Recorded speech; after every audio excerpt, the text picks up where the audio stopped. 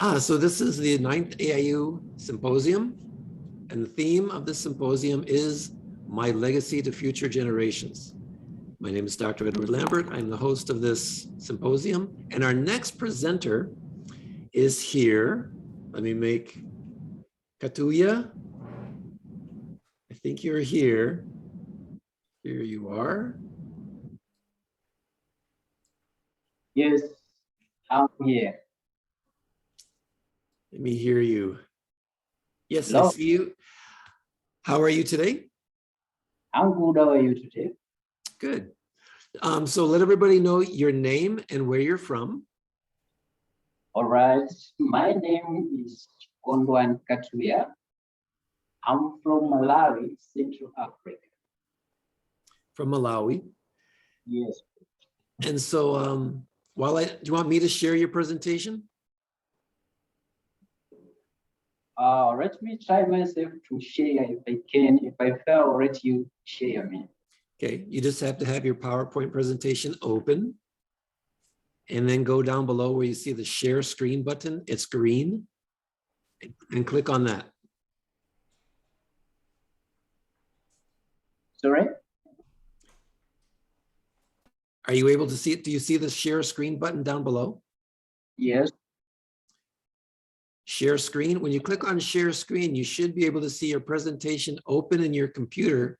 You click on your presentation and then click share.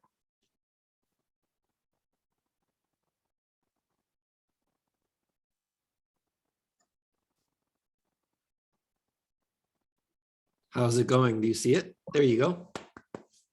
Yes, please. Is this the new presentation or the previous one? Sorry, I'm supposed to start from the top. I've just shared in the middle. Let me go back to the first one. Okay. There you go. Okay, so please, if there are any questions in chat, write them in chat, and then we can interrupt the presentation and ask the question. All right. Okay, please continue. Kondwani Katuya from Malawi. All right. Firstly, let me welcome the audience. Ladies and gentlemen, I welcome you all to this presentation. My name again is Kondwani Katuya.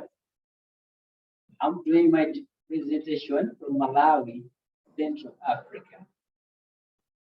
Currently, my bachelor degree in procurement and supply chain management under AIU.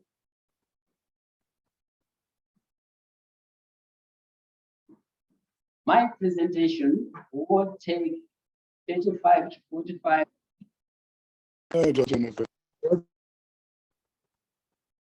Sorry.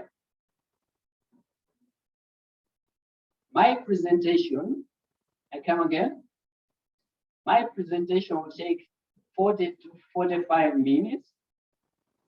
I have entitled my presentation as the positive legacy that I will leave to the future generation. My presentation concentrates on 4 sectors: agriculture, health, education, and environment.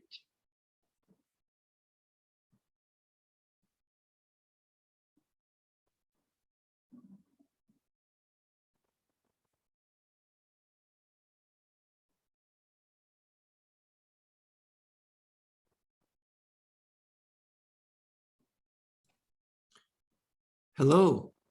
Hello. Katuya, are you there? Yes, I'm there. Please continue. We can hear you. All right. Note that these sectors are not only the positive legacy requiring sectors. There are many, but these are what I can really want to leave as my to the future generation.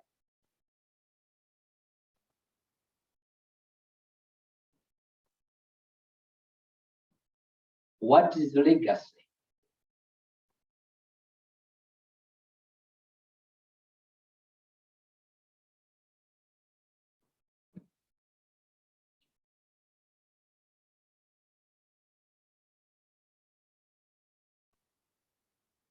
In every definition, there are key words. Key words in these definitions, for a better understanding of the definitions, are 5 of them. 1, gifts. 2, hand down or leave. 3, will. 4, predecessors. And 5,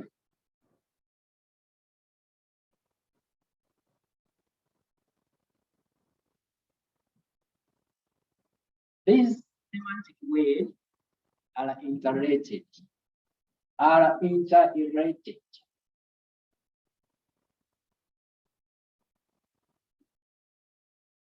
The 5 arrows shows how each word relates to each other.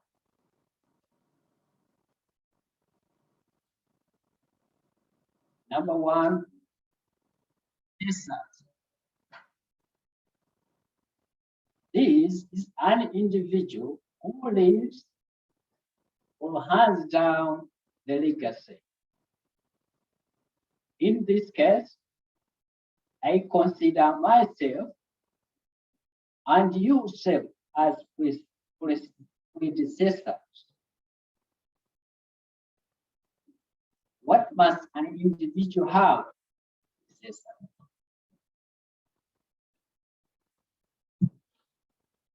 One must have the willing power or desire to. 2, leave or hands down. Yes, the predecessor with the willing power will be able to hand down or leave legacy to his successor.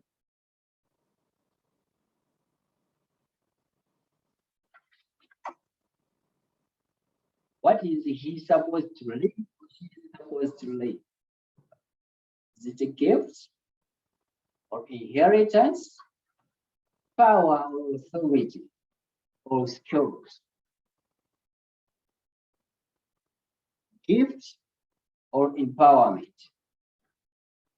He lives in inheritance or legacy.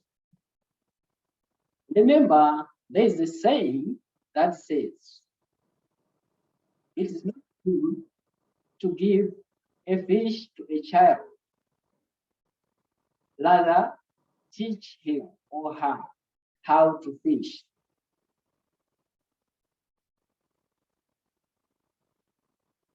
So that the child will eat the fish for the life of his death. In this regard, empowerment is the best positive legacy one can leave or hands down to the future generation. Successor. The recipient of the legacy, in this case, the future generation. This is the channel of leaving a legacy.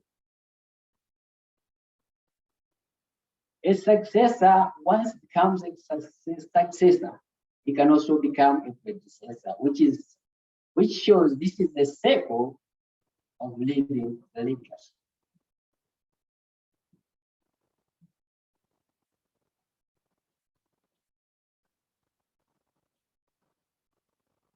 How is legacy manifested?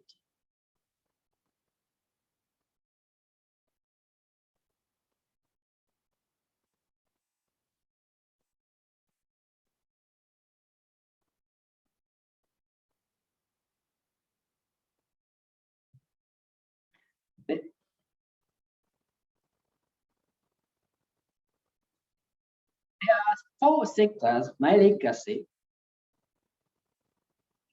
There are 4 sectors I have as my legacy to the future generation wills, but that I want to be concentrated on.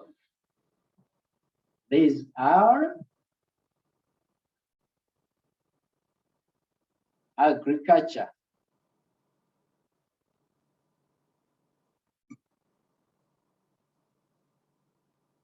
education, environment,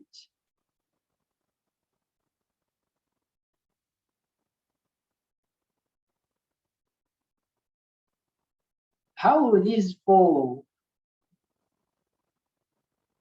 activities help the future generation?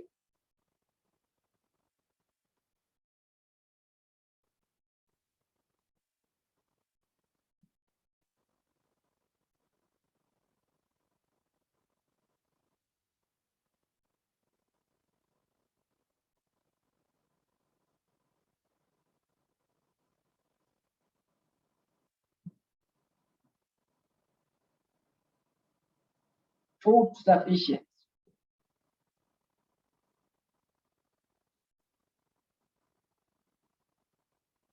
I want to see a future generation full of the food after it is well empowered. Can agriculture provide the nation with full of the food, with the 4 things I've mentioned?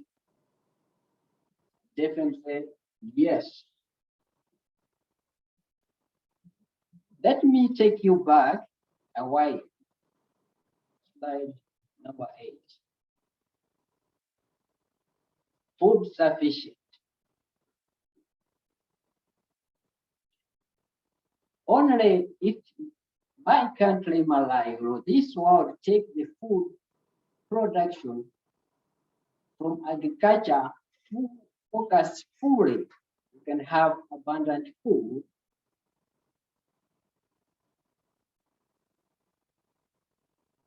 This definitely will mean it is possible if we invest into it. Security is one involved.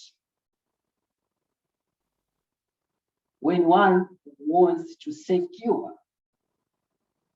look, if we have sufficient food, and now we can secure the food, that's when we can need security for that food. Employment. Agriculture provides about 50% of employment in my country, Malawi.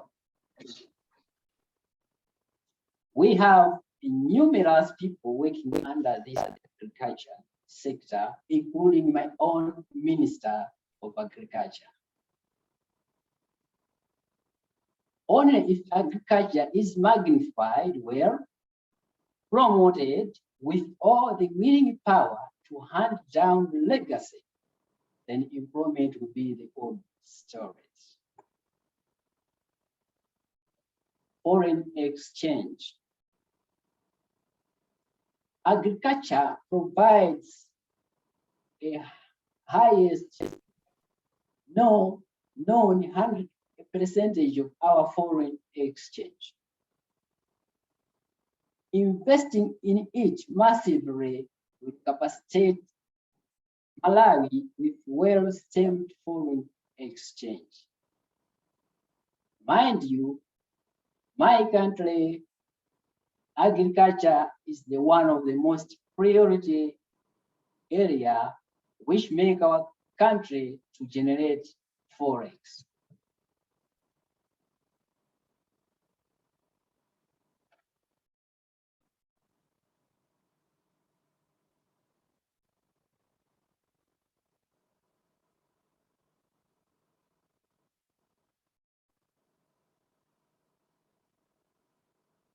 Every ambition, there must be indicators or motivators. So what motivates me that is possible to achieve my legacy ambition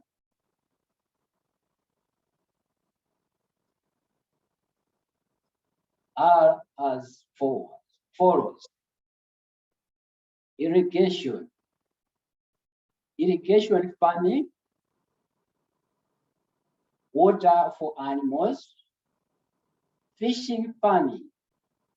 This can help Malawi into a sustainable nation. Though we have one rain season, we can improvise the rain season with irrigation farming. We can cultivate twice or thrice a year. We can also water our animals. We can do fishing. Why I'm stating this?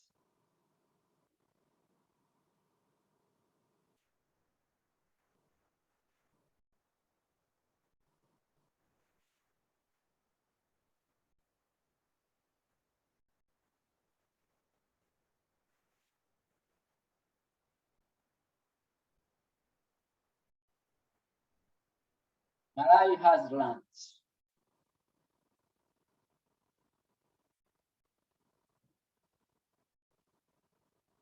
For cultivation, for rearing animals, for construction, agriculture.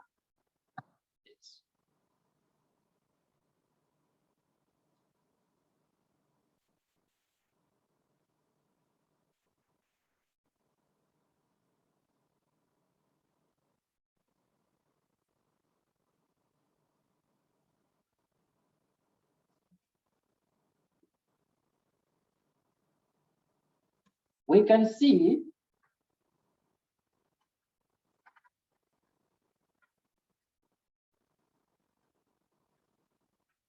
with the use of the proper technology, empower our future generation, we can promote the production of required raw materials. We can utilize some of the land that are not utilized.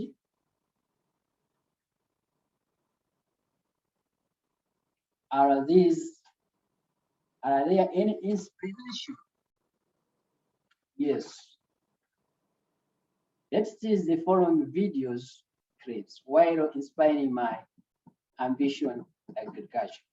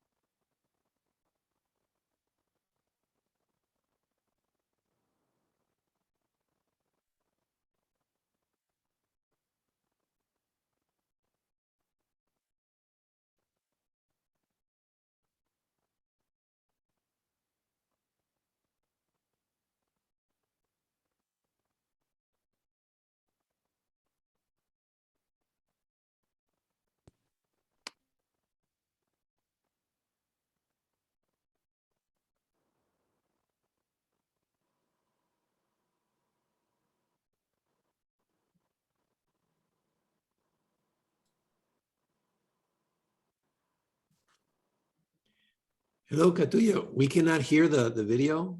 If you can explain the video, that would be good. All right. Uh,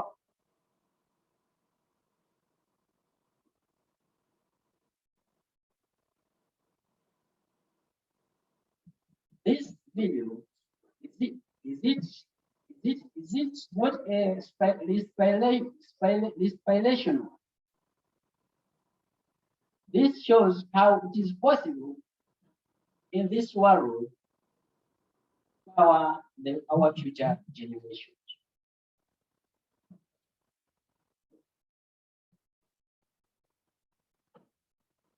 This land and water maximum productivity. If we do use land and water to maximum productivity, people require empowerment, economically, socially, financially, positively towards work hard and achieve above production of agriculture.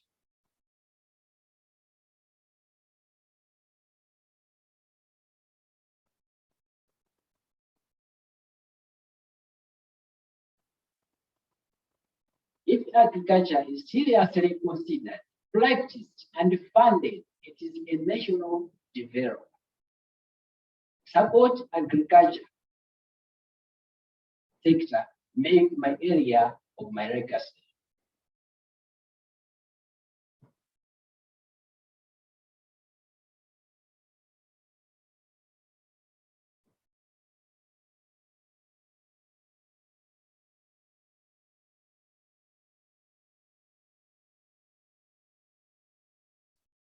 The next sector is health.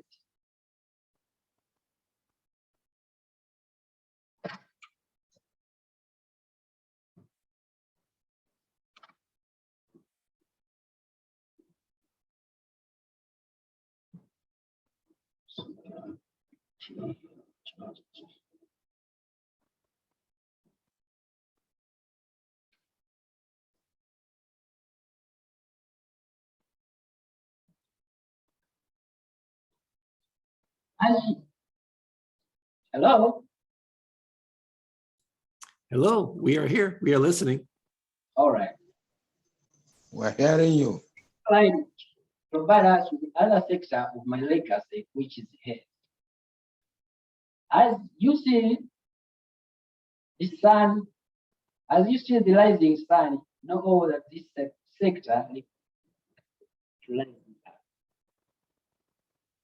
sector is health. What does I need to see being accomplished in healthy sector?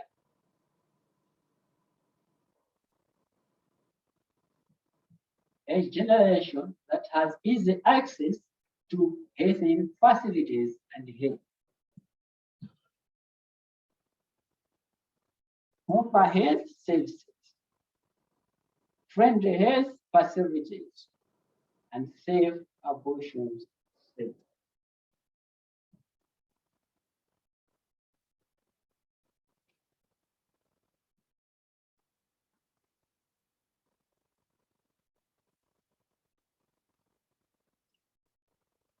People must be of good health to work in all sectors.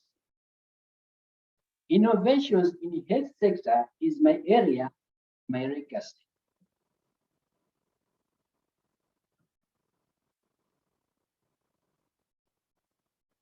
The future generations need knowledge through education.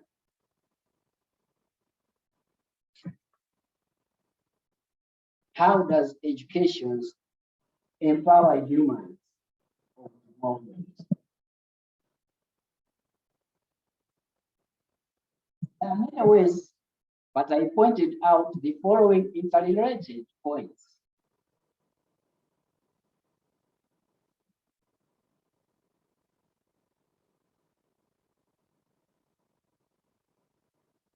Brain openness, cognitivity, interaction, cooperation, new innovations.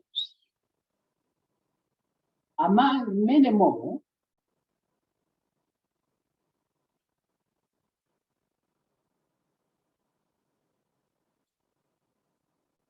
education,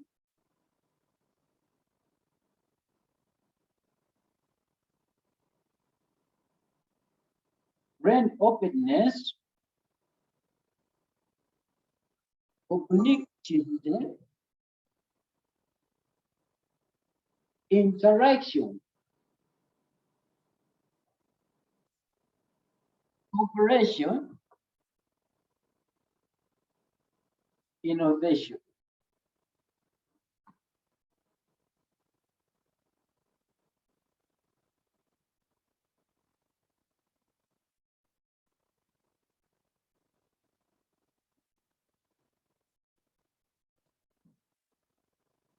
Here are samples of the school that shows how our educations are negatively affected by structures.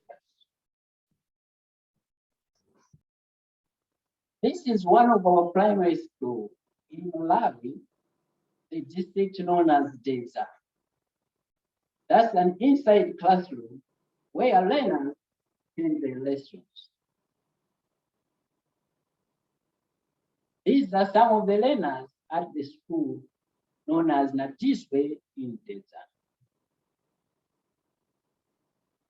Here you can see another school within Malawi, that's north of Malawi in Central Africa, known as Bentu Primary School.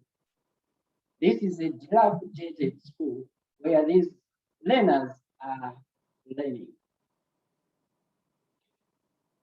You can see this is administration changing room for girls at Bentu Primary School.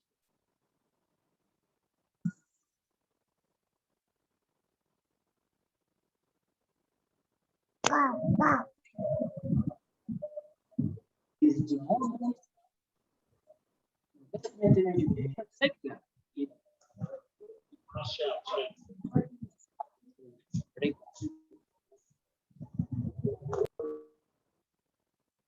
lastly, environment.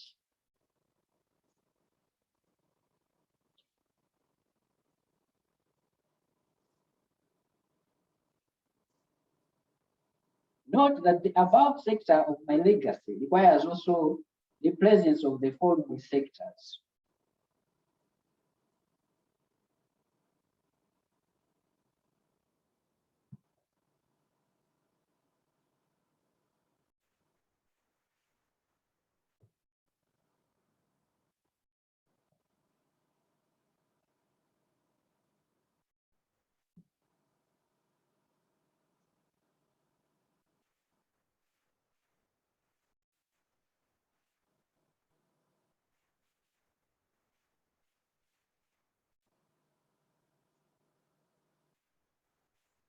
These are some of the sample of the poor environment.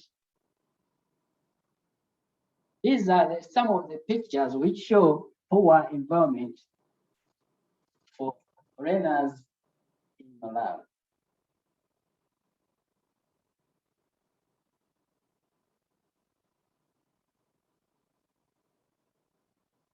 Creating a good environment is my legacy. Acknowledge that every environment matters all.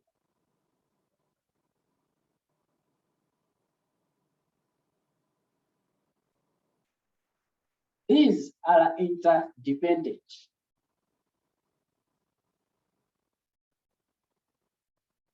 Good environment, agriculture and education. Healthy life, education, agriculture, environment. Education, ideas to agriculture. Environment, health. Agriculture, health life, education, cares for the environment.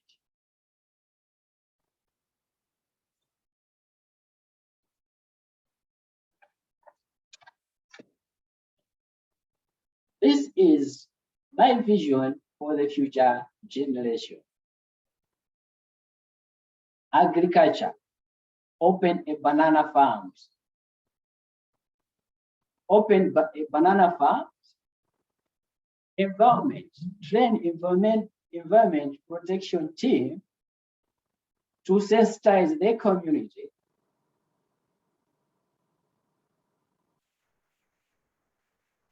about the environment. Education, the construction of blocks, school blocks in the primary schools like the ones you have seen on my previous videos. Health, construction of maternity wards at healthy facilities for easy accessing of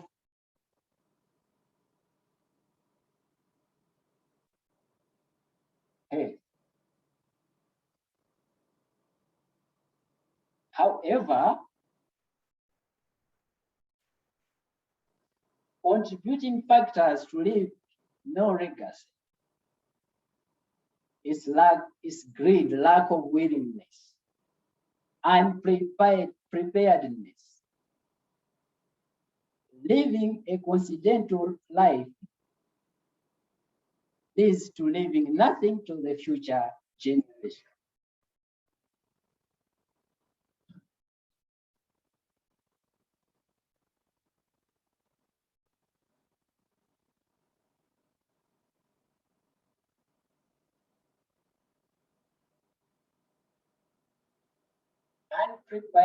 Preparedness, lack of vision,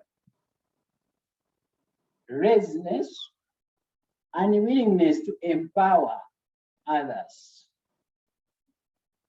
non-investing to the future generations, and selfishness, non-planning of what to do next and for our future generation.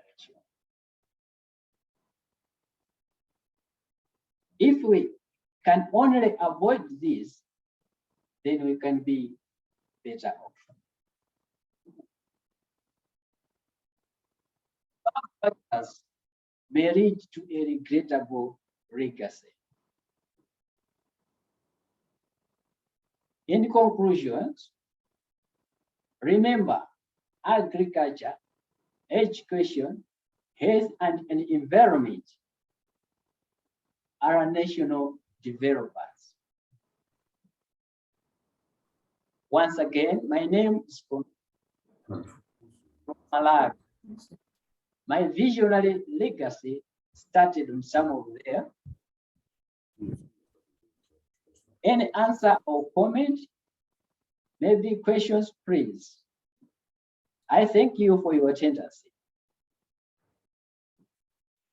And I'm so humbly for allowing me to be one of the students to present. We will start with a question from Generoso Nicolas.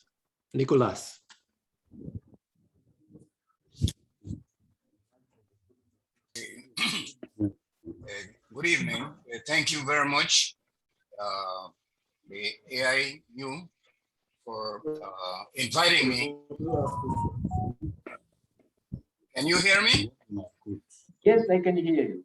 Okay, good. Yes, I can. Yes, for inviting me to this important symposium. I would like to make a very short comment and a question. My comment is related to the activities that have been carrying out in Central America regarding to empowerment. Here in Latin America, the tendency is to create dependency instead of empowerment. People tend to try to get things easily, and the governments and the different institutions generally generally give people you know, things. So I wrote a book related to empowerment, and I'm working very hard to try to change the attitude of people related to dependency. So I would ask the speaker, in an environment related to paternalism and dependency, how can you develop empowerment and self-employed? That's my question.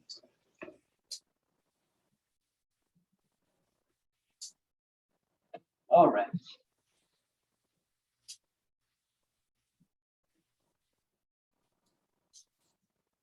Can you come again with your question? But also, Nicolas, can you repeat your question? Oh, my Yes. question is, in an environment with a tendency to paternalism and dependency, what would you recommend to develop what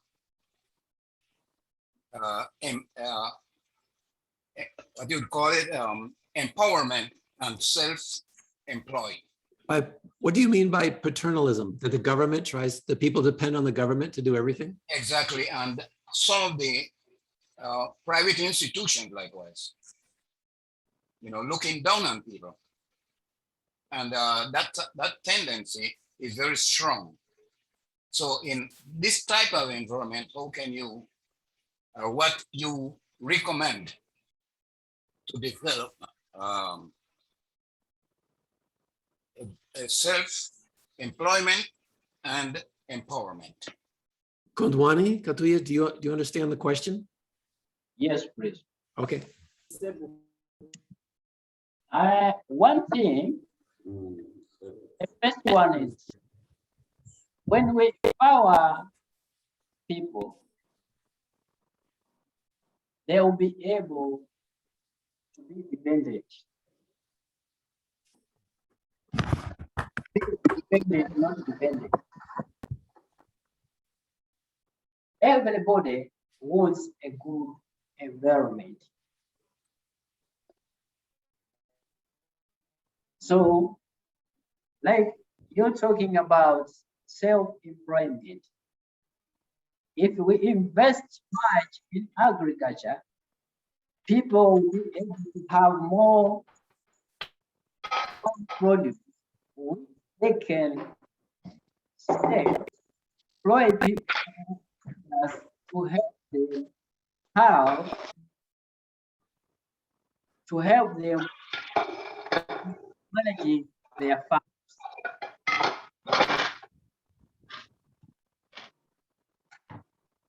Thank you.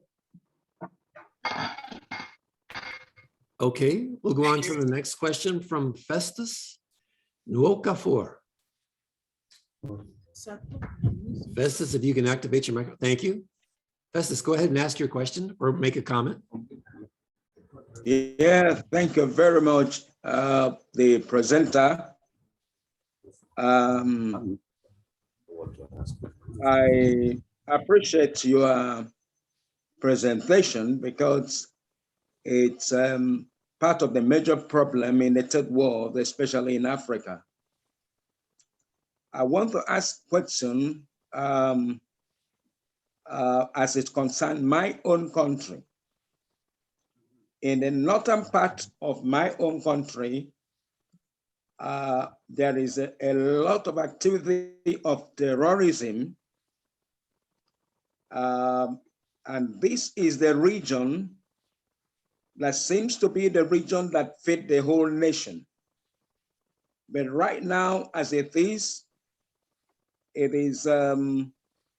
very, very difficult to engage in productive agriculture, like you say, that this is what keeps a nation.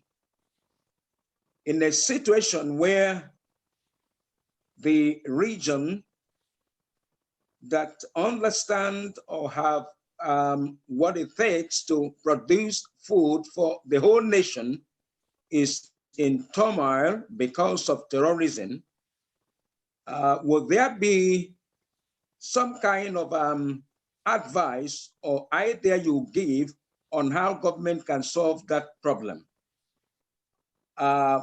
The next question I want to ask you, because you also made emphasis on importance of education.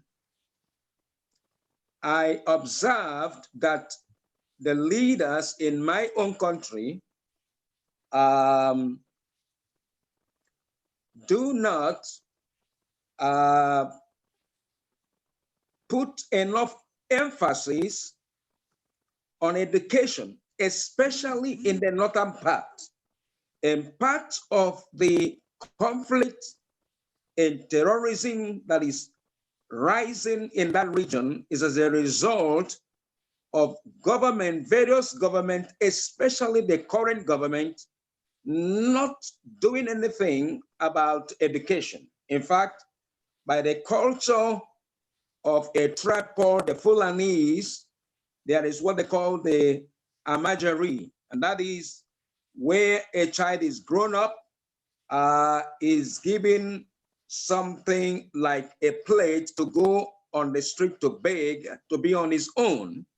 They don't go to school. It is discovered by study that majority of these ones who were not given the opportunity of going to school today have turned back to become a terror to the nation. And I'm asking you, Mr. Lecturer, in situations like this, what will you advise on how to handle terrorism in the area where agriculture is taken as a major means of livelihood that can feed the nation? And again, where a government is not paying attention on education of a particular region, particularly in the northern part of my country, what would you advise that can be done to solve this problem? Because it's a problem to all of us in our nation. Thank you very much. Thank you very much. About terrorism, my advice is terrorism has a rules which need the government to uproot the rules of terrorism. That's only what I can say, as I don't have much of that knowledge, as my country has never gone much on that.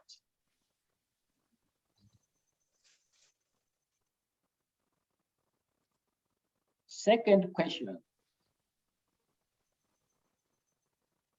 Parents need to be sensitized to be the role models to their children. Thank you.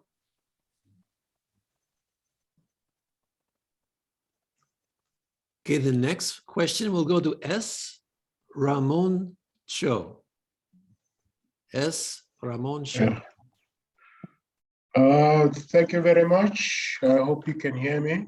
Yes, we can hear you just fine.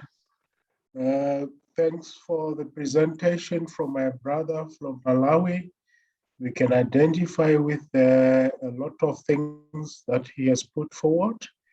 And as it were, can you hear me?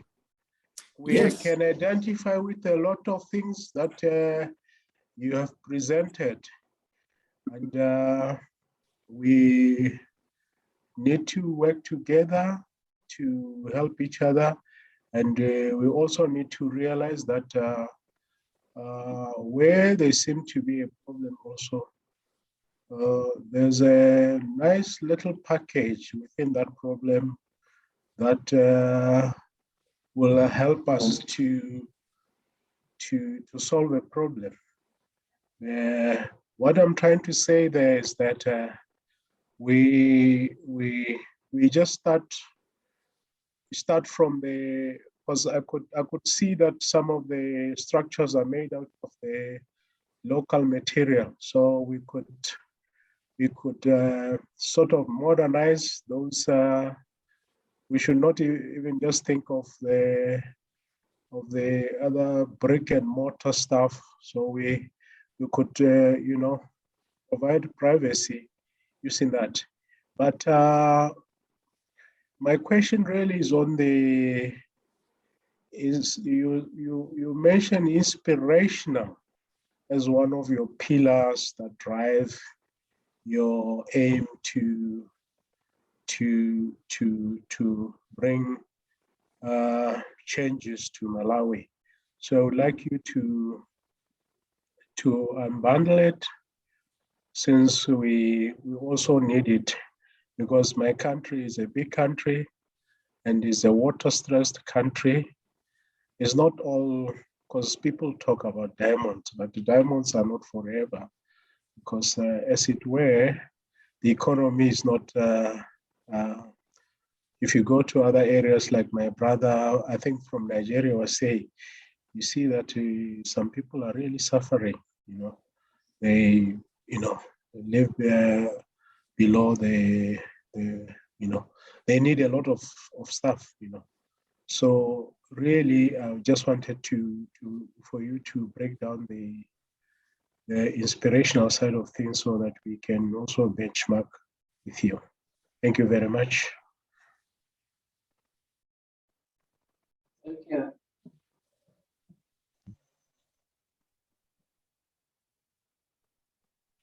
Okay, let's go to the next question from Franklin Igwe.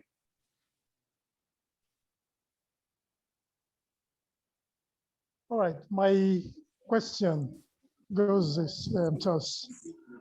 Okay, so I've had the 4 points, that's agriculture, health, education, and the environment.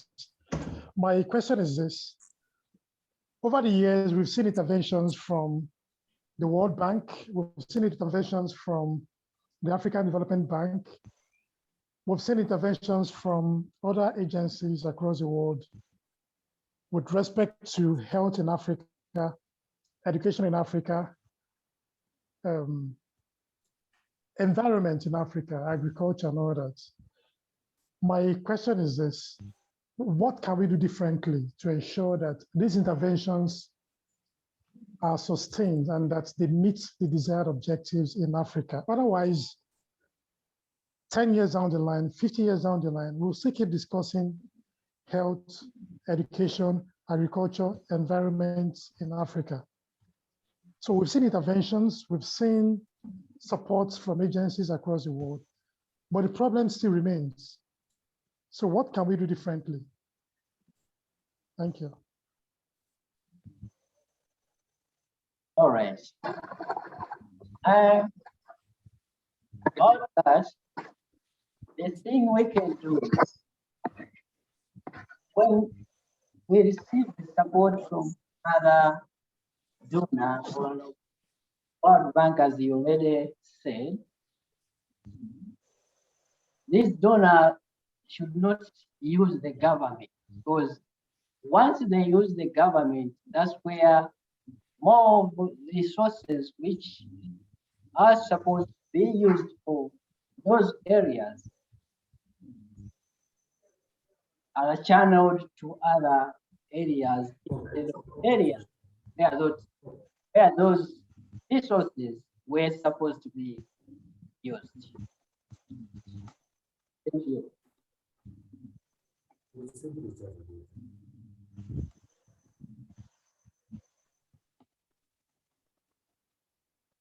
Let's go to the next question from Fidelis Anoru.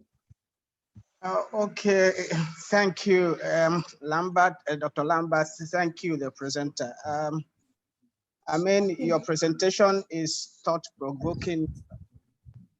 Having listened to you about the areas you want to focus on, that is agriculture, education, health, and environment, will you want to do that solo, or you want to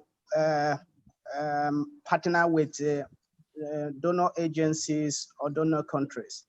That's one. Number two question is that what can we really do in Africa to ensure that to ensure proper utilization of these interventions from donor agencies and the donor countries? Because looking at the pictures you have been presented about environment, about education, I mean, it is mind-boggling, and it provokes one to begin to ask what is the general attitude or feeling of the government in Malawi and the public generally?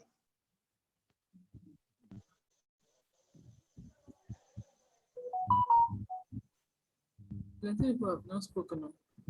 It's like they're not giving access like that. I hope I was heard I'm and muting my you. questions understood. Not clearly, actually, I'm having an internet problem somehow. Network problem. Can you repeat the question, please? Oh, okay, let me say, you have listed four critical areas you want to focus on: agriculture, education, health, and environment. My first question, do you want to do it solo, or you want to partner with people to bring this to life? That's number one. Number two is, given the interventions that the donor agencies give to developing countries like Malawi, maybe Nigeria, and so on and so forth, what can we really do to ensure proper utilization of these interventions? Because one of my speakers said that it's not just enough to be receiving this support from outside the shores of Africa. But what do we really know? What do we really do with these interventions? And how do we monitor that these interventions are really channeled to what they are intended for? That is done. Again, what is the general attitude of the government in Malawi and the people regarding the poor state of things in this country? Okay. Your first question. As far as I know, no man is an island, which means we need to assist each other in order to make that things work. Your second, what is required is empowerment. We have to empower each other so that we definitely achieve what we want to do. Thank you.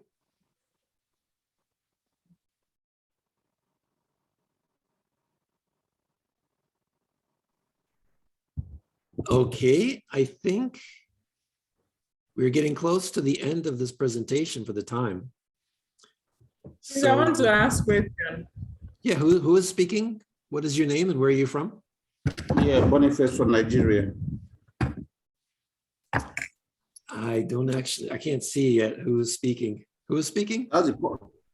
I said Boniface from Nigeria. Ah, go ahead, please. Ask your question or comment. I've had a lot of issues since network issues, I guess. So I've not been able to have access to ask my questions in the series of presentations after my comments in the morning. But my stake here is here in Nigeria, yes, we have a lot of interventions from international donor and aid agencies and the UN development programs.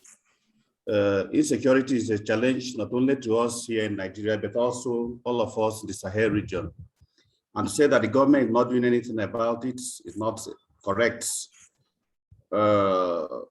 Just like every other nation in the sub-Saharan area, we are facing our challenges. It's affecting our economy, the exchange rate, and every other thing. But we are not giving up here in Nigeria. The government is resilient, our people are resilient. The then you also have to understand that no nation, when it comes to security, no nation can go it alone. So what we need as a people is a support and understanding and assistance in any form from the international community, because a problem for Nigeria, given our population, is a problem for, is doomed for the entire African nation, and by extension, the whole world. I can tell you, no country in this African continent can absorb refugee crisis that could result from any major problem in Nigeria. So I'm seeing this opportunity to, because I've listened to some Nigerians that have asked this question here. Theirs was like a despair.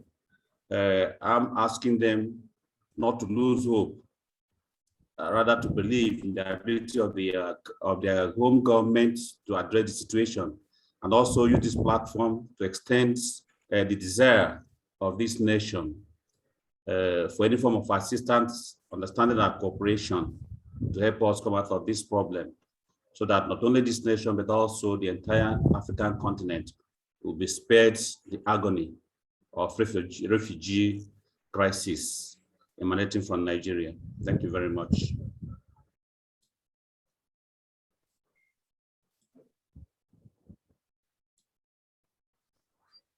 Hello? Okay. Yeah, Doctor. Yes. Do you have a response to that? Well, not a response. I just had to react to what I think second to the last speaker asked as a question and also as a contribution about how we can lend support to one another. I think the AIU is a family. Today, we know ourselves, we can share our concerns, we can share our problems, and also we can share solutions to our problems. The key areas, agriculture, environment, education, and health, they are the real issues African countries are contending with.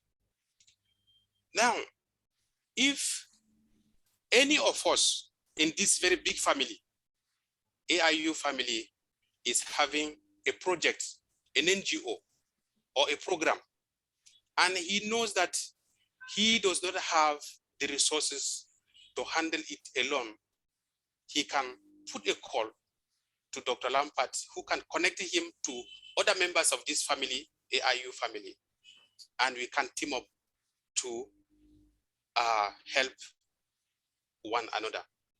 I am talking like this because I have an NGO on climate change resilience. And the circulation of funds, NGO does not have the capacity to receive a large amount of money to manage it without the knowledge of government. And the government is right in controlling movement of funds within its country. Why? Because some of these funds are funds that are used by other people for for insecurity, for terrorism. The government has to have an eye on it. But it is not every NGO that is a bad NGO. If we don't have access to these funds, there is no way we can implement or execute our projects.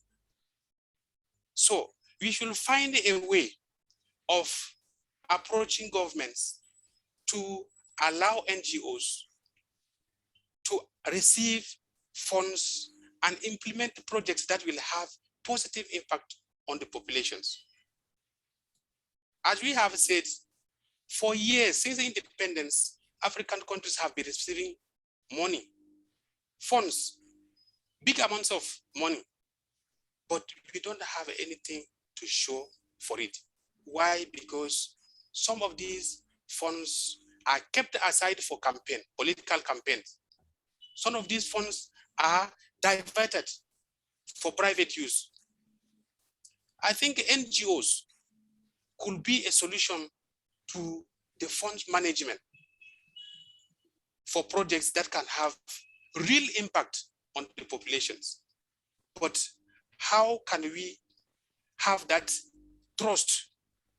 How can the government trust the NGOs to the extent of allowing them to receive large amounts of money that can help build the big schools, build roads, build hospitals, and engage in environmental projects that can have positive impacts on the populations? The challenge we have, to summarize, the challenge we have is the lack of capacity. Lack of capacity. The governments do not allow NGOs to receive large amount of money to carry out, to implement projects that can have real impact on the populations. So if one of us is having a project or having good ideas, that ideas can be put on the platform of AIU, we can share, provide solution, team up, and implement projects that can bring most of our African populations from poverty. Thank you.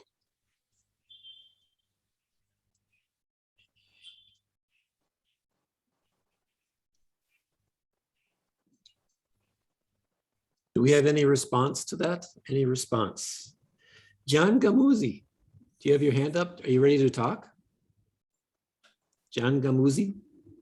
Yes, thank you, sir. I'm grateful to have that opportunity. My concern is as regards to funding NGOs in Africa. Since the colonial regime, we have been receiving aids mostly from Western countries, but you find the impact it has on the ground, it is far less than what is expected. And this is nonetheless associated with corruption, greed for material wealth of the stakeholders who are involved.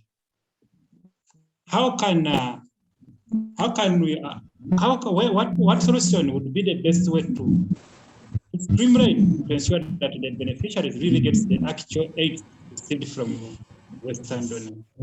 Secondary is, me as one of the students of AIU,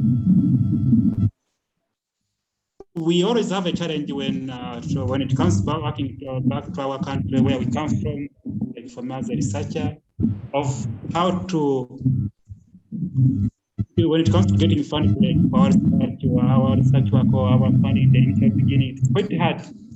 What is the best way for our university?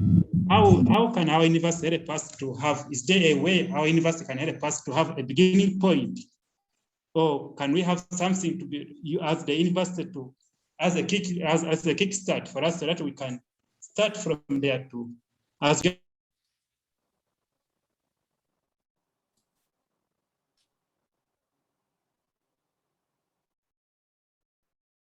Thank you very much. That is my concern.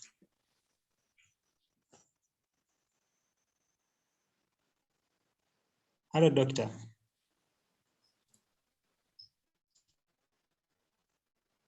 Hello, doctor. That is my concern. Thank you very much. Kondwani Katuya, do you have a response? Kondwani? I have not get the question now. It was so huge a question for me to extract what I can respond on it. Okay. John Gamuzi, can you repeat your question and just in one sentence?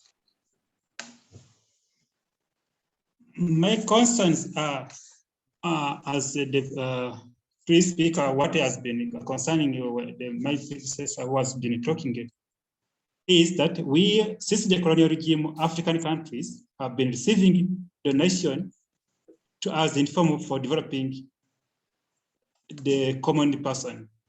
But the impact which is realized on the ground is far much less than what is expected. What would be the best way to have a common person that can also benefit from the actual grants which are given to African countries? Then the second question is, how can the university help us? Also, as we are some of the graduates of AIU, help us to have a kickstart, like for the first graduates, when it comes to NGO or like starting the NGOs. Some of us, we are researchers, like, also to so that we can realize the common person can realize our benefit from our education at a faster rate than far expect. Thank you then. Kondwani Katuya, do you have a response? Yes. Okay. The challenge is question. The challenge is what the country have of how they monitor the organization which implement their project in their countries. So that's one of the most challenging things, of which some of the countries don't even supervise or monitor how those projects are going. That's why we just been at the same point without moving any step.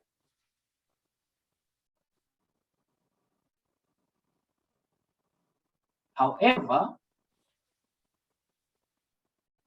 this question needs us to brainstorm each other so that we can find the solution.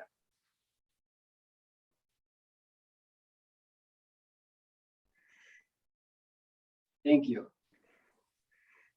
Doc, can I comment on that one? This is Yes. Stephen Ramon. S. Ramon Show. Oh, thank you very much. I've been listening to my brothers, and I think we need to realize that Africa, we have gold. And one of the interesting things is that we find that our areas which are endowed with the natural resources, I don't know, because of our myths, because especially in Botswana, I don't know about other countries, we have this myth of that there are snakes beside the water bodies. And what happens is that we get our friends from overseas who come and build in those areas, and they make quite a living out of it.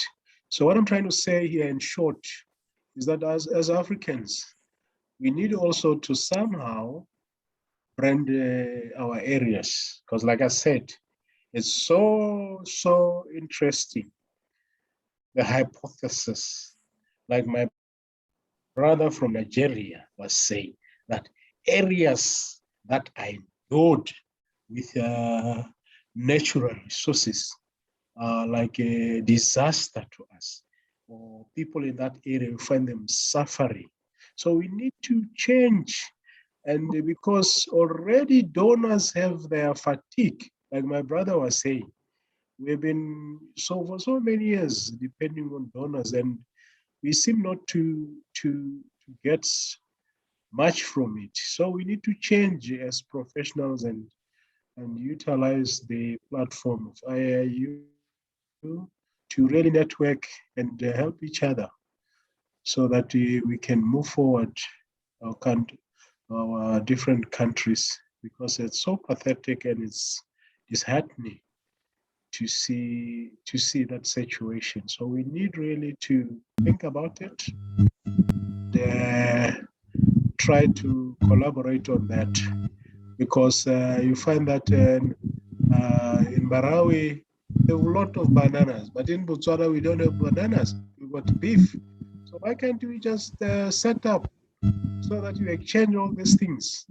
Yeah, because unfortunately, you'll find out somebody from Malawi, for them to get our beef, it has to go to other countries to get it. So we need to really think about it and start making a difference and stop talking too much. We really, our solutions are just on our footsteps.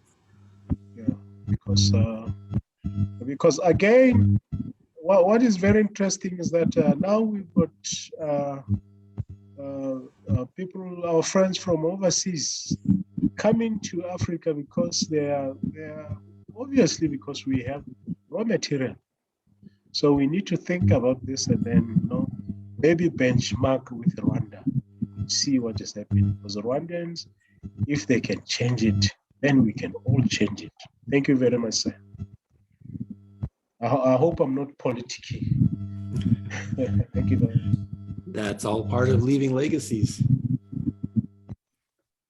So, okay, well, I think with this, we're going to conclude this presentation by Kondwani Katuya, because the time has run. The time has run, right? Yes.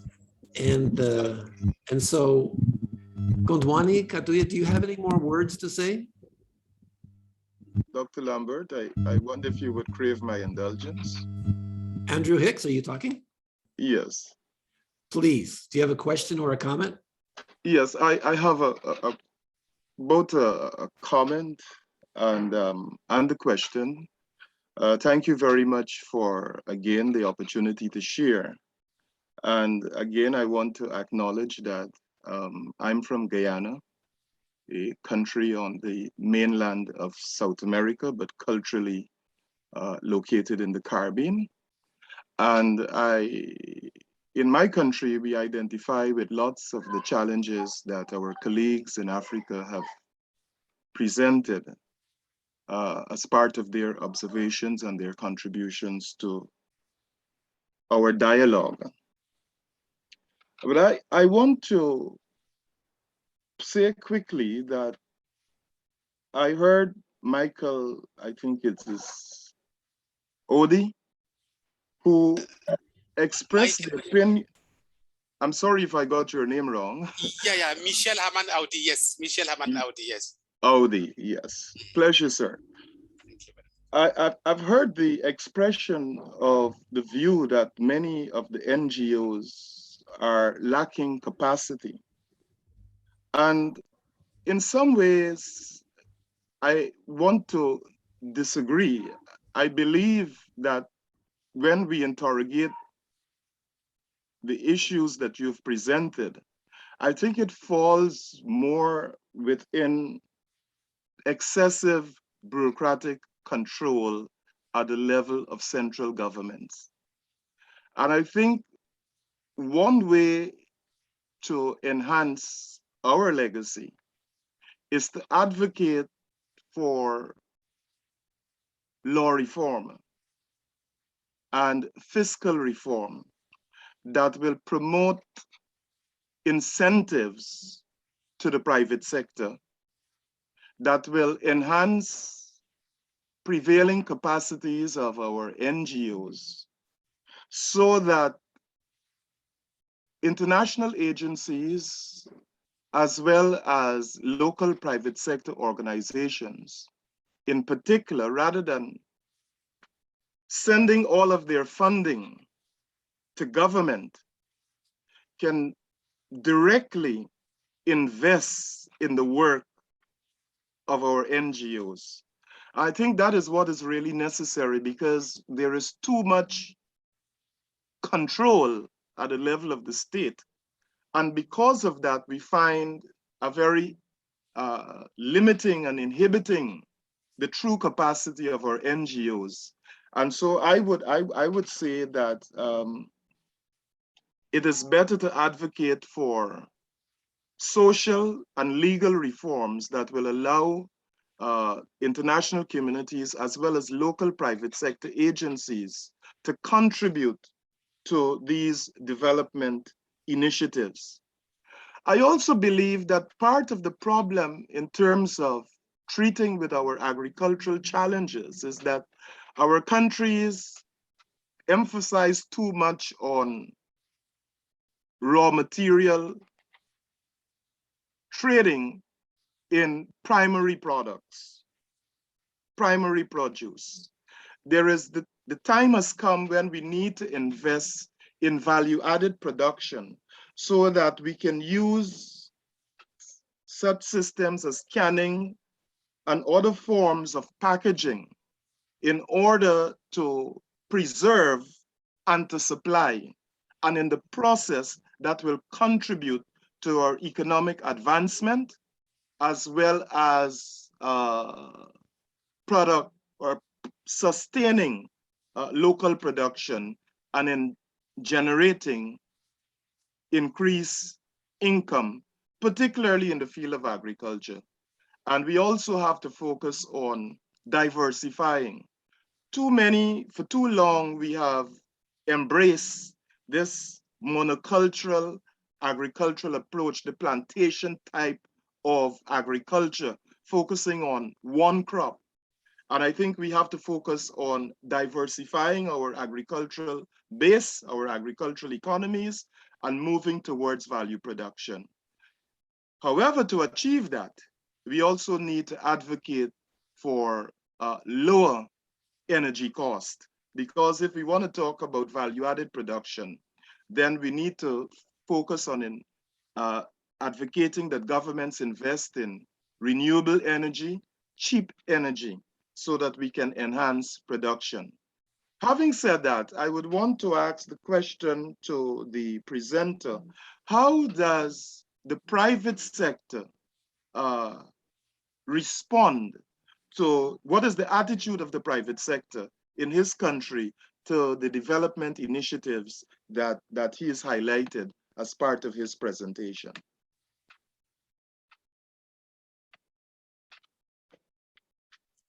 Kondwani Katuya, are you here? Yes, I can hear you. Okay. Some are practicing, but some are not, and some are somehow political in nature. I hear you. I hear you. Yes. Very much similar to what obtains in my country. Thank you. A short, simple, and true answer. Very, very true, Dr. Lambert. Well, I think with this, we're going to move on to the next presenter. Does anybody have any more to say? Okay. Then with this, we're going to conclude the presentation of Kondwani Katuya. Thank you so much for coming and presenting. It was a pleasure. Thank you. Pleasure too. Yeah, Mr. Edward Lampard.